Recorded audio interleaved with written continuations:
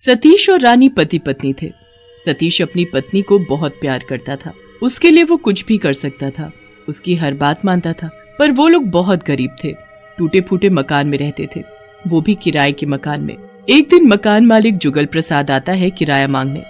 रानी, अरे ओ रानी, जरा घर से बाहर आओ हैं, और जल्दी करो, मेरे पास टाइम नहीं है। आई अभी आई। अरे आप कैसे आना हुआ, क्या बात है? कैसे आना हुआ? अरे क्या तुम्हें पता नहीं, किराया बाकी है कई महीनों का, बस वही लेने आया था। लाओ किराया दो मेरा, आज मैं पूरा किराया लेकर ही जाऊंगा। हाँ। किराया मालिक 2-4 दिन की मोहलत और दे दीजिए, पति की तनख्वाह मिलते ही सारा किराया चुका दूंगी। रानी क्या बात है, क्यों बड़बड़ा रही हो, कोई परेशानी है क्या? परेशानी? आगे पीछे दाएं बाएं चारों तरफ परेशानी ही परेशानियां हैं। क्या तुम्हें दिखती नहीं? मकान मालिक आया था किराया मांगने, कई महीनों से किराया नहीं चुकाया। बताओ कहाँ से दोगे किराया? मैंने जैसे तैसे 2-4 दिन की मोहलत ले ली है उनसे, इंतजाम कर लेना अब तो। मुंह टेढ़ा करती हुई रानी वहां से चली जाती है। अगले दिन सतीश को फैक्ट्री में काम करते करते काफी देर हो जाती है। आधी रात को वो पैदल सुनसान रास्ते से घर जा रहा होता है, तभी उसके पीछे एक काली चुड़ैल लग जाती है। सतीश को पता नहीं था कि उसके पीछे पीछे एक काली चुड़ैल आ रही है। जब उसे थोड़ा अजीब महसूस होता है तो पीछे मुड़ते ही चुड़ैल, भगवान मदद कर, मुझे चुड़ैल से बचा। देखो देखो, मुझे जाने दो, मुझे कुछ मत करना। तुम मेरा पीछा करना छोड़ दो, मेरा पीछा करना छोड़ दो। मुझसे डरने की कोई जरूरत नहीं, मैं तुम्हें कुछ नहीं करूंगी, मैं तो बस तुमसे शादी करना चाहती हूँ। क्या तुम मुझसे शादी करोगे?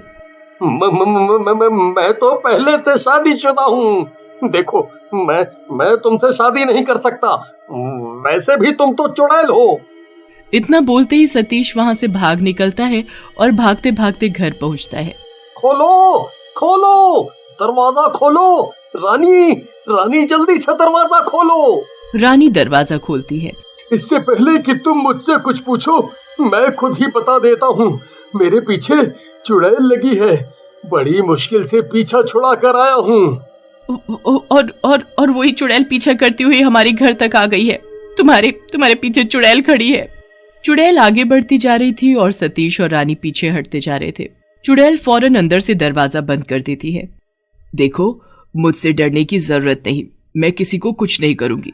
मुझे तुम्हारे पति से प्यार हो गया है और मैं चाहती हूँ कि तुम मेरी शादी अपने पति से करा दो। रानी तुम इस चुड़ैल की बातों में मत आना।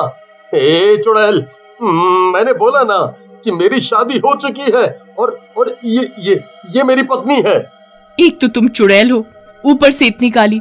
तुम्हें नहीं पता कि मेरे पति को काले रंग से बहुत नफरत है। काले रंग के कपड़े तक उन्होंने आज तक नहीं पहने, कोसों दूर रहते हैं काले रंग से। अपनी ये बुरी सी सूरत लेकर जाओ यहाँ से, अगर नहीं गई ना तो अभी बुलाती हूँ किसी तांत्रिक बाबा को। आज मैं अपने इस काले रूप की वजह से ही चुड़ैल बनी हूँ। तुम भी मारो ताना, पर कोई बात नहीं, अभी तो मैं जा रही हूँ, पर जाते जाते एक बात बोल कर जाती हूँ।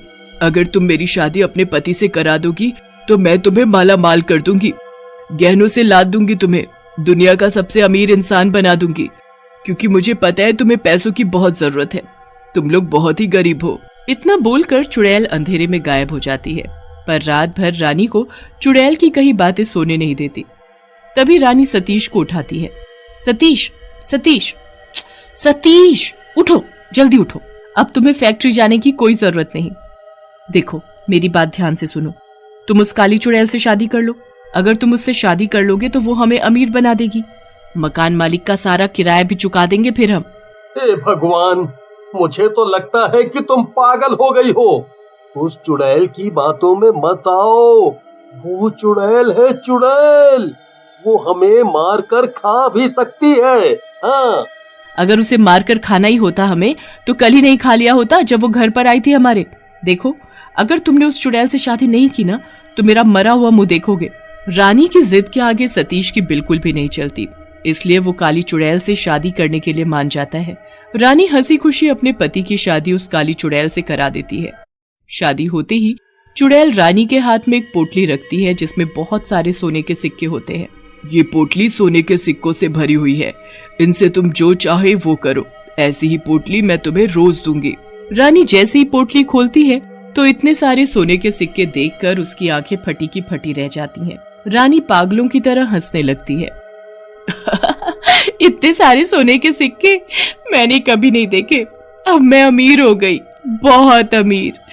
क्या तुम सच में मुझे ऐसी पोटली रोज दोगी? हाँ हाँ, क्यों नहीं। अब ये सारे सोने के सिक्के तुम्हारे हैं, जो तुम्हारा मन करे वो खरीद सकती हो इनसे। रानी सिक्कों की पोटली लेकर घर में चली जाती है और उन्हें गिनने लगती है। सतीश, क्या तुम्हें नहीं चाहिए सोने के सिक्के? मैं तुम्हें भी एक सोने के सिक्कों से भरी पोटली दे सकती हूँ। उन सिक्कों से तुम अपनी खुद की फैक्ट्री खोल सकते हो। किसी और के यहाँ नौकरी करने की तुम्हें जरूरत नहीं होगी फिर। मुझे नहीं चाहिए सोने के सिक्के। मैं अपने काम से बहुत खुश हूँ। जैसे रोज जाता हूँ काम पर, वैसे ही जाऊंगा रोज। मुझे तुम्हारे सोने के सिक्कों से कोई लेना देना नहीं। इतना बोलकर सतीश दुखी मन से वहाँ से चला जाता है। पर सतीश की कही बात चुड़ैल को अच्छी लगती है और वो मुस्कुराती हुई उसके पीछे चल देती है।